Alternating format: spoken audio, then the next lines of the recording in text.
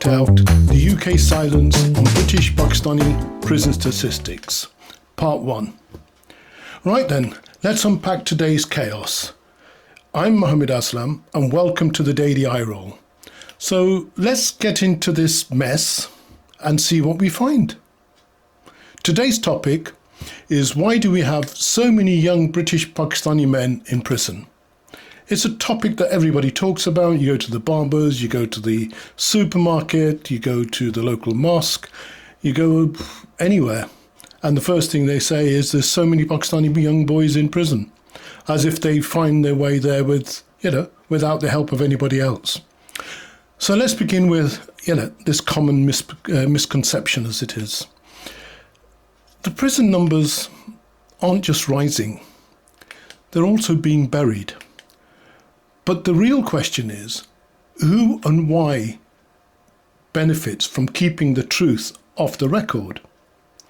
The numbers don't lie. Our prisons are clearly overflowing. We've seen the debates, we've heard the stories that are coming out, and we've seen how the politicians are saying that we need to do early releases because we've got nowhere to put them. That's the general kind of theme.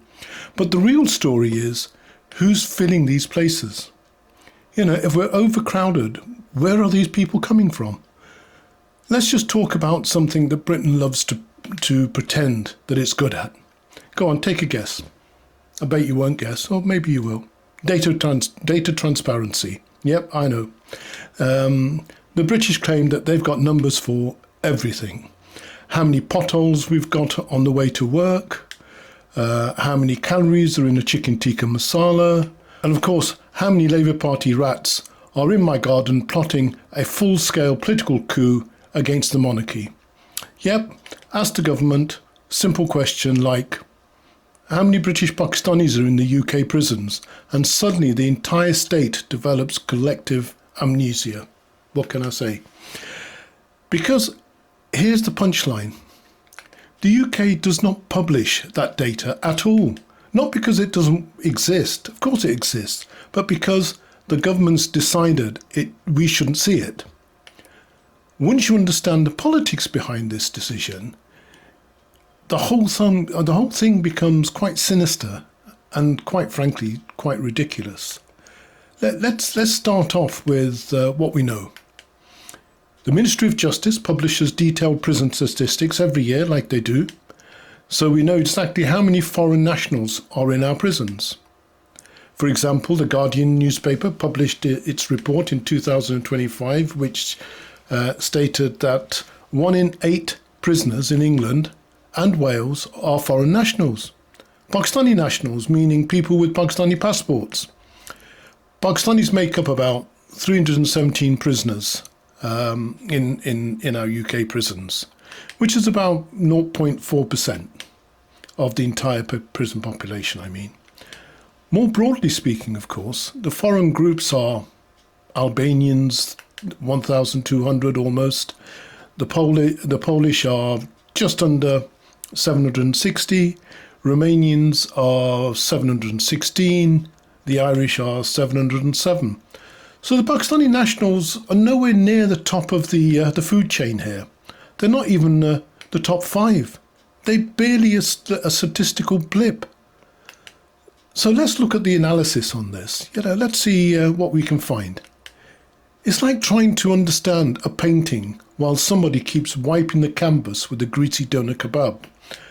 Why do British Pakistanis get thrown into an Asian category alongside the Indians, the Chinese, the Bangladeshis, the Sri Lankans, the Filipinos, and anybody else who happens to live within a 5-mile radius of the Indian Ocean? The government simply won't publish subgroup data, and the reason is political, very, very political. Imagine the headline if they did publish the subgroup data. British Pakistanis overrepresented in grooming gangs. The tabloids and the far-right groups would explode. They would be squirming and spitting everywhere. They would weaponize the data like they've already done. And here's the irony. By refusing to publish the data, they actually make the conversation far worse than it actually is. what happens is that increase in policing practices increases, bias in sentencing procedures, unequal treatment inside prisons for Pakistani prisoners. And because now we've got stereotypes floating around with no numbers to challenge them, the Pakistanis are terrorists, the Pakistanis are grooming gangs. This is basically the Donald Trump playbook. If you don't publish the information, the problem magically disappears. So it's like deleting your browser history and calling yourself a cybersecurity expert. And that just is a classic systematic concept of racism and how it remains invisible. And that, ladies and gentlemen, is your daily eye roll. It's good to see you. Let's catch up again soon. And if you've enjoyed today's video, please subscribe, leave a comment, join our growing YouTube family.